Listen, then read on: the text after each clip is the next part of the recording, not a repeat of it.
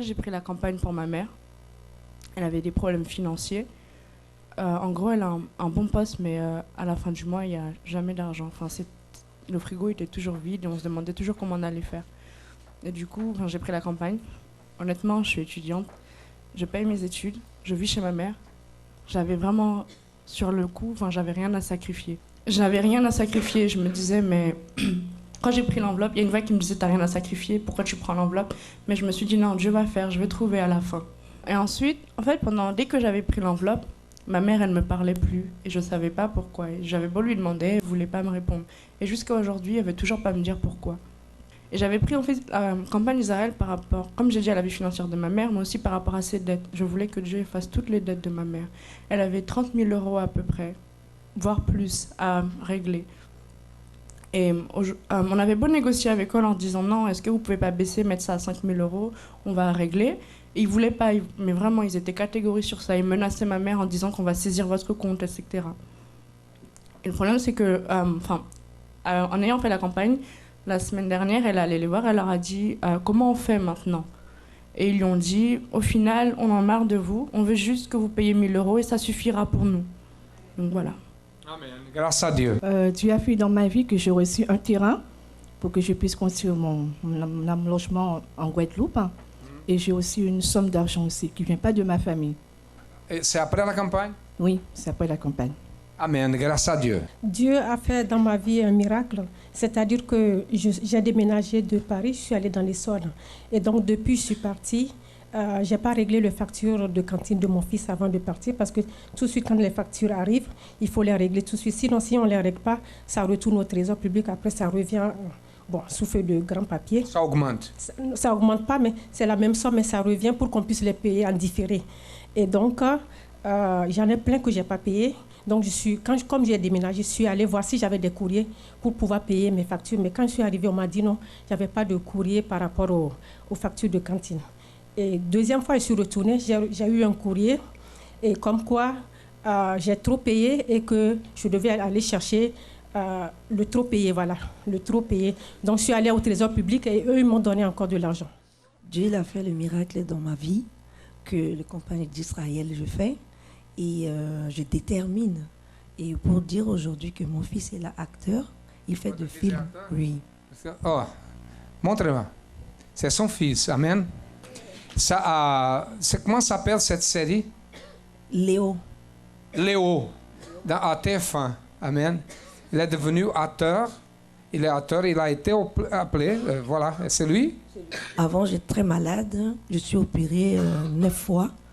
Et en 2012, 4 fois, je suis paralysée. Je ne marche pas. Le docteur, il m'a dit, il m'a condamné sur le fauteuil roulant. Et je détermine, je viens à l'église avec le béquille. C'est aussi une campagne d'Israël que vous avez? Oui, c'est une campagne d'Israël. Parce que je dis, je n'accepte pas pour être handicapée et paralysée. Aujourd'hui, je marche. Elle était condamnée à rester paralysée toute la vie. Dans notre campagne qu'elle a fait, elle continue à avoir des petits problèmes, mais elle est en récupération. Amen. Que Dieu bénisse. J'ai reçu mon titre de séjour. Parce que depuis 2009 que j'ai quitté le père de mes enfants, je suis partie du Sud, je suis venue ici à Paris. Je n'avais pas de titre de séjour. Donc tous les 3 mois, j'allais à la préfecture. On me donnait que des récépissés. J'ai vu le pasteur Dominique.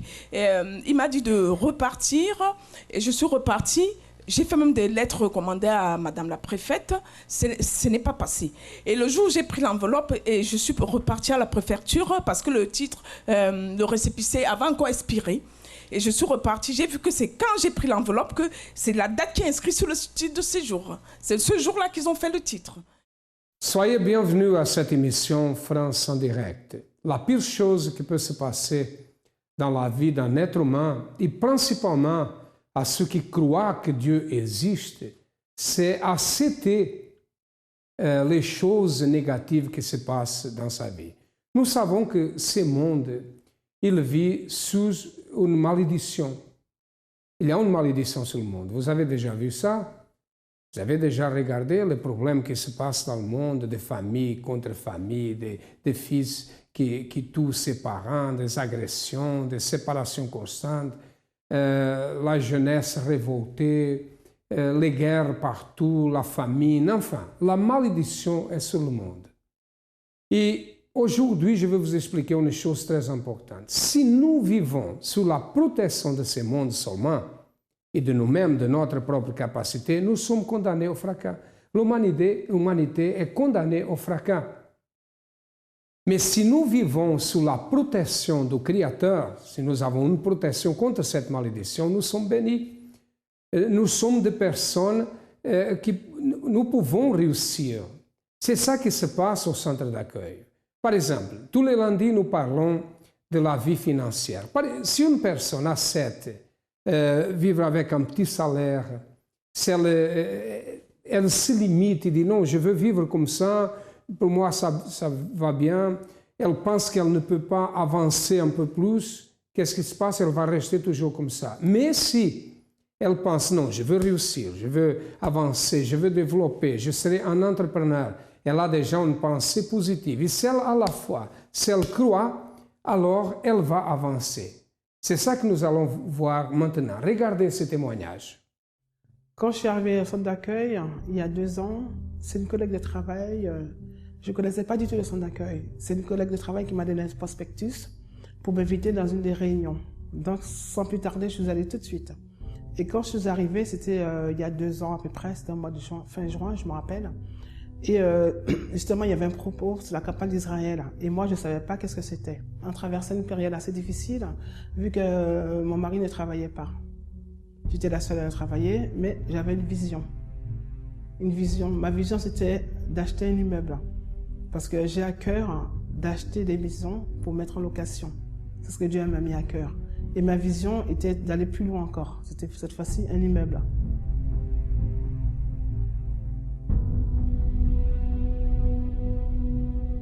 Auparavant, déjà, j'avais déjà des maisons en location.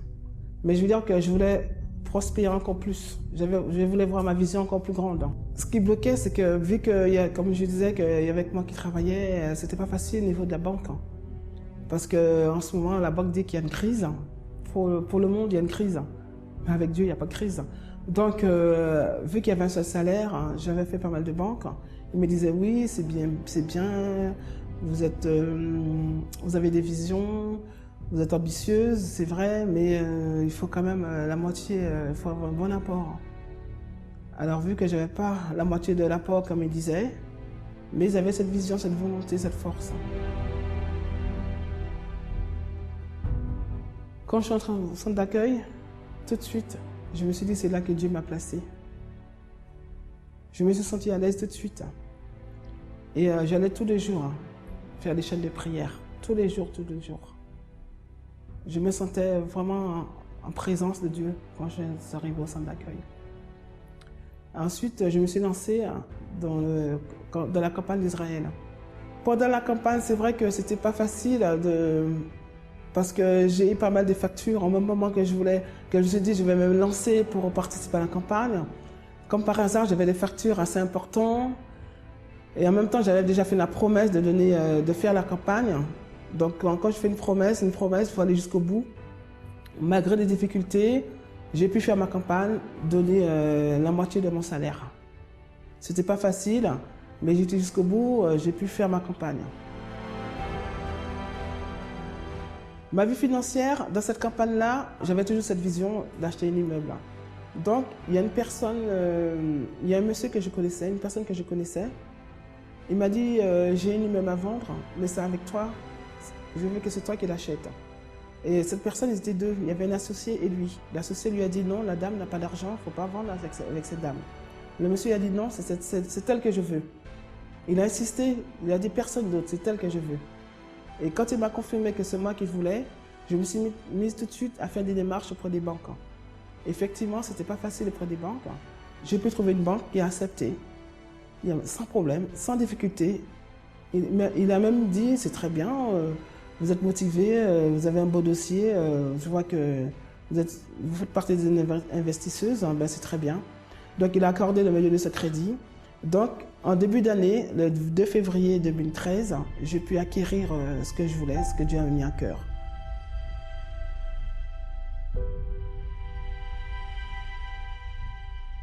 Bon, quand je suis venu en France, j'avais travaillé un peu dans dans les hôpitaux, hôpitaux de la banlieue, Saint-Denis, Argenteuil, Villeneuve-Saint-Georges.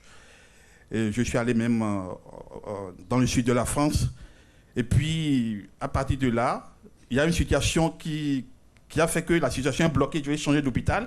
Et puis, là où j'envoie mes CV, personne ne veut plus me prendre. J'ai fait 2 ans à la maison à la recherche du travail. Un médecin. En tant que gynécologue, tout le monde dit, mais ça, c'est du jamais vu. J'ai fait des jeûnes d'Esther, là, j'ai fait ça plus de 100 fois. Je priais, je faisais des mains. Comme j'étais à la maison, j'ai prié, j'ai jeûné ma femme, on a prié avec des pasteurs par-ci, par-là. J'étais vraiment désespéré. Et puis, finalement, c'est Dieu a voulu que je vienne au centre d'accueil parce que j'ai commencé par suivre l'étude de témoignage à la télé. Comme je ne travaillais pas, quand je me lève le matin, la première des choses à faire, c'est d'aller capter les témoignages. Un jour, j'étais à la télé, je pense que c'est un monsieur malgache qui a eu son brevet de pilotage, grande ligne. Et puis, il a témoigné, et puis, j'ai dit, ça, voilà ce qui m'intéresse. Donc, tout de suite, le lendemain matin, je suis venu ici. J'ai dit, bon, voilà la situation que je vis et que je suis venu vous voir parce que je suis les témoignages à la télé. Dites-moi ce que je vais faire. Donc, il m'a dit, bon, vous allez faire des chaînes de prière. Mais moi, je savais que j'étais venu avec foi. J'ai commencé, je venais pour les chaînes de prière. Je me dis, mais ça doit marcher. Ça ne marche pas, c'est la campagne d'Isaïe qui va marcher. Et le pasteur m'a dit, mais quand vous avez commencé par arriver ici, est-ce que vous avez déjà envoyé des CV? J'ai dit, mais j'ai déjà envoyé partout. Il dit, mais il faut recommencer encore. Alors j'ai réfléchi, j'ai dit, mais j'ai déjà écrit. Maintenant, je vais encore envoyer des CV dans 16 hôpitaux là. Qu'est-ce qu'ils vont me dire? Moi, mais le gars, il est fou, bien quoi. Mais quand nous, à la recherche, quand on travaille, quand on envoie des CV, quand on vous répond, c'est une réponse négative. Si on doit vous appeler par téléphone. Alors moi, j'ai un petit portable, voilà mon portable. Je suis venu ici, je dis, mon portable là doit sonner. Donc, ils ont moins le portable. Chaque fois quand je viens, je donne le portable, je dis, le portable là doit sonner. Et un lundi, j'avais déjà envoyé un CV, on m'avait appelé à Mayotte, j'ai envoyé le dossier, au dernier moment, ils ont encore refusé. J'ai envoyé ils cherchaient un médecin à Gisors, là où je suis présentement. J'ai envoyé le CV, au dernier moment, il dit non, il ne veut plus. Je dis, oh. Donc, j'ai commencé à dire, mon portable doit sonner. Mon portable doit sonner. Je suis venu ici un lundi. Ils ont moins le portable. Avec foi, je dis, mon portable doit sonner. Je suis sorti avant d'aller à Gare du Nord, mon portable sonne. Il dit, c'est M. Loguet? J'ai dit, oui, c'est M. Loguet. Vous êtes toujours à la recherche d'un poste? Je dis, oui. Il dit, merci, vous pouvez venir le samedi rencontrer le chef de service. C'était un lundi. Pour moi, le samedi, là, c'est trop loin pour moi. J'ai dit, mais il ne faut pas qu'il change encore de décision. J'ai redoublé d'efforts. J'ai dit, bon, même si ça doit changer de décision, que Dieu va me donner encore un meilleur poste. Donc, le samedi, je suis allé voir le chef de service. Il m'a dit, qu'est-ce que vous savez faire? J'ai dit, moi, je fais tout. Je suis, mais vous opérez? J'ai dit, mais j'opère tout ce que vous voulez. Moi, je sais faire. Il dit, bon, vous allez venir le lundi, on va vous tester, et vous allez faire 1 mois d'essai, et après, on va voir si on va renouveler le contrat ou pas. Heureusement pour moi et malheureusement pour eux, quand je suis venu le jour-là, il y avait plein de femmes qui accouchaient. Et c'était la garde du chef de service. Il m'a dit, vous êtes tout supervisé. Elle a croisé, elle me regardait. Je sortais les enfants par-ci, par-là. Je sortais pas. Ok. Comment va la situation maintenant? Ah non, maintenant, aujourd'hui, si on ne me voit pas dans ce service-là, personne ne respire. J'ai pris 2 jours de congé. Hier, le jeudi et le vendredi. Mon portable n'arrête pas de sonner à la maison. Amen. Qu'est-ce que représente pour vous le centre d'accueil? Alors, le centre d'accueil, quand vous cherchez que vous venez, si vous avez la foi, les portes doivent s'ouvrir, il n'y a rien à faire. 6 mois d'église. Que Dieu vous bénisse. Amen.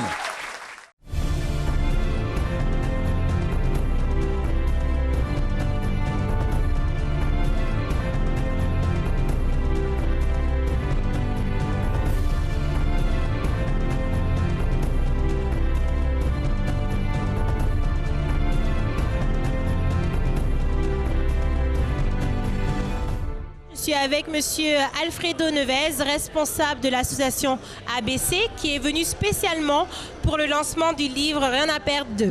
Donc, monsieur Nevez, Avez-vous lu le premier livre de Edir Macedo? Bonjour, oui, j'ai lu le premier livre et je pense que ça nous aide à comprendre mieux la vie et à surmonter les problèmes. Pas seulement le problème physique ou le problème du jour, mais vraiment le problème qu'il y a à l'intérieur de chaque personne. De penser qu'elle n'est pas capable de réussir, de penser qu'elle n'est pas capable de résoudre les situations. Et soit le premier, et j'espère que aussi le deuxième aide beaucoup dans le côté spirituel, on va dire comme ça.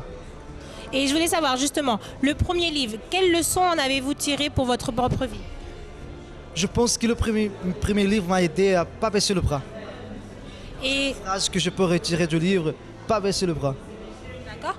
Et justement, quelles sont vos attentes par rapport au second volet?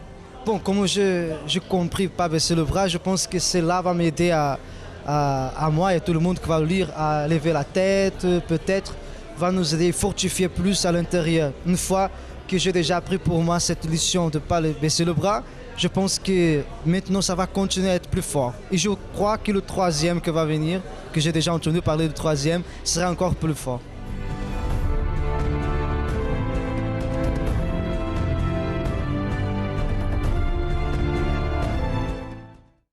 Sont des personnes qui ont mis la foi en pratique. Par exemple, au centre d'accueil, nous prophétisons, nous disons, faites comme ça, avancez, Dieu va vous donner la victoire, faites ces propos-là.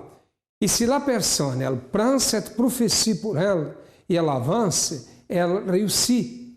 Elle ne peut pas accepter, je vous le dis à vous mes amis, n'acceptez pas la voix négative qui dit « tu n'es pas capable ». Si nous acceptons cette situation, nous ne pouvons pas réussir. Et si nous croyons que Dieu existe, Dieu veut le meilleur pour ses enfants. Abraham était riche, il est devenu plus riche. Le roi David était un petit berger, il est devenu le roi d'Israël. Salomon, fils de David, est devenu un homme riche. Pourquoi? Parce qu'il a cru en Dieu. Dieu ne veut pas que nous soyons dans la misère. Dieu ne veut pas que nous vivons une vie de dette, endettée, dans la honte. Non, Dieu veut le meilleur pour ses enfants. Mais c'est nécessaire que nous pratiquions la foi, que nous croyons, que nous avançons. C'est ça qui se passe au centre d'accueil.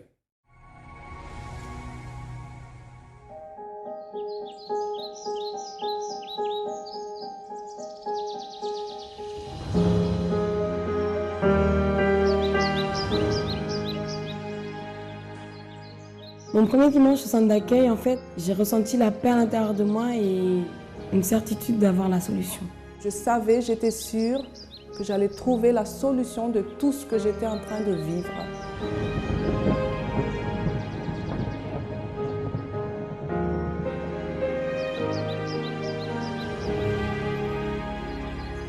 Leur équipe qui est disposée à nous suivre personnellement, ils sont à l'écoute.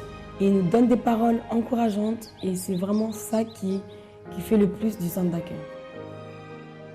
J'ai pu découvrir que je peux tout et que la vie peut être belle. Les gens devraient venir au centre d'accueil parce qu'ils vont apprendre à croire en eux-mêmes et surtout de voir les problèmes d'un autre œil.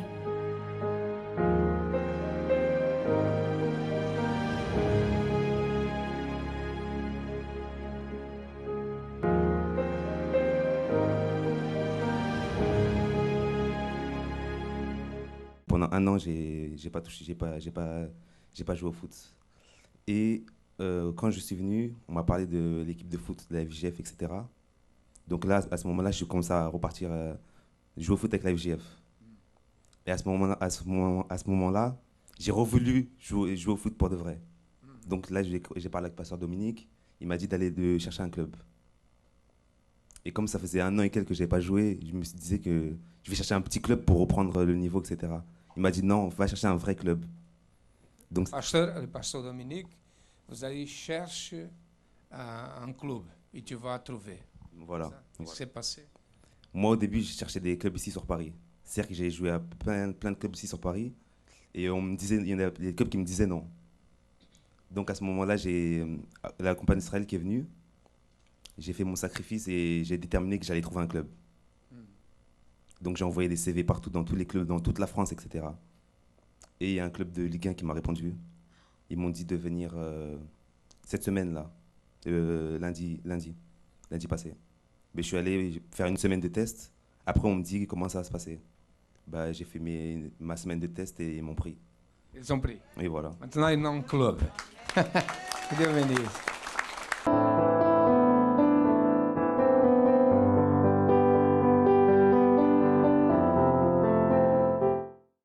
Comment était votre vie avant? Avant, je vivais selon la direction d'une religion. J'avais la vie détruite. Je sortais d'une séparation, d'un divorce.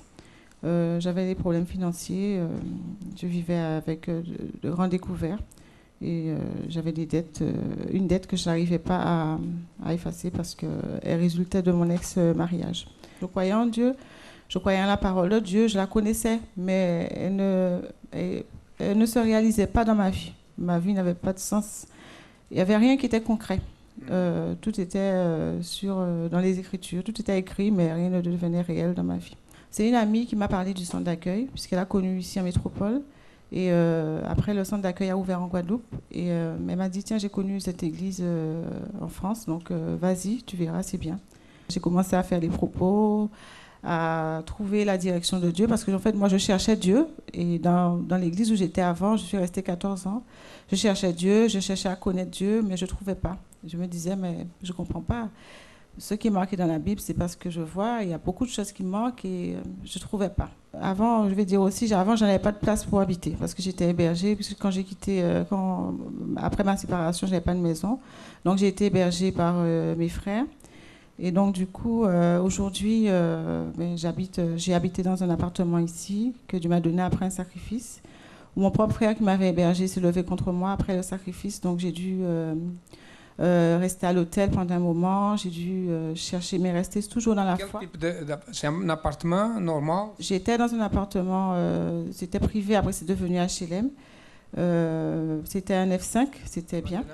Maintenant, j'habite dans un pavillon avec tout le monde à sa chambre, c'est grand, 120 mètres carrés, avec le jardin, dans une zone pavillonnaire, une zone recherchée. Oui, dans un domaine en fait, c'est le domaine où il y a le golf à côté et tout. Bon, avant, j'étais déçue aussi par mon travail parce que je travaillais beaucoup et je ne voyais pas le fruit. Donc maintenant, Dieu m'a donné une direction à travers justement un propos que j'avais fait et toutes les chaînes de prière et les sacrifices. J'avais fait le propos du filet en 2009 et c'est là où Dieu a commencé à ouvrir mes yeux, me montrer quelle voie qui allait me prospérer. Donc, je me suis installée à mon compte. Donc, je travaillais à mon compte. J'ai travaillé à mon compte pendant 2 ans. Après, j'ai créé une autre entreprise pour faire la prestation de services aux personnes de la même catégorie que moi. Et j'ai aussi créé une entreprise pour faire, comment dire ça, pour la prestation de culinaire à domicile. Donc, je suis cuisinier aussi à domicile. Vous avez une entreprise? Oui. Donc, ça fait 3 que Dieu a permis que je fasse. C'est prospère? Oui, c'est prospère. C'est prospère. C'est à travers ma prospérité que Dieu me donne, ouvre toutes les portes, parce que sinon, vous savez, on a besoin de Dieu. Le plus important, c'est Dieu, c'est le Saint-Esprit. Mais dans ce monde-là, on peut rien faire sans l'argent. Donc, Dieu m'a prospéré beaucoup. Il a permis que je gagne 4 fois plus que ce que je gagnais auparavant. Et ça continue, donc l'entreprise de prestation continue à se développer. Et donc ça continue encore et je suis toujours en train de... La dette? La dette, je n'entends plus parler, c'est fini. J'ai été fichée à la Banque de France et même avant qu'on n'entende plus parler de cette dette, le fichage avait été levé parce que j'avais confié en Dieu, j'avais déterminé comme ça parce que je ne pouvais pas rester comme ça dans cette situation. Qu'est-ce que vous avez fait pour obtenir ça? Mais j'ai sacrifié beaucoup. J'ai écouté la voix de Dieu qui sort de l'autel. J'ai écouté à travers les propos tout ce que les pasteurs demandaient de faire, de sacrifier. Je me suis sacrifiée. La campagne d'Israël? Oui, j'ai fait la campagne d'Israël. J'ai fait toutes les campagnes d'Israël depuis que je suis arrivée. Je n'ai pas hésité. J'ai donné tout ce que j'avais, le peu que j'avais au départ quand je suis arrivée, puisque j'étais endettée. Après, quand j'ai commencé à gagner plus, j'ai sacrifié tout ce que j'avais. J'ai sacrifié tout mon chiffre d'affaires. Après, Dieu a permis que j'achète des voitures. J'ai encore sacrifié les voitures. Aujourd'hui, j'ai encore de nouvelles voitures.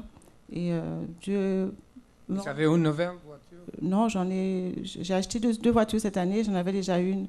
3 voitures. Donc ça fait 3 voitures. Et toutes sont toutes en état neuf. Amen. Merci.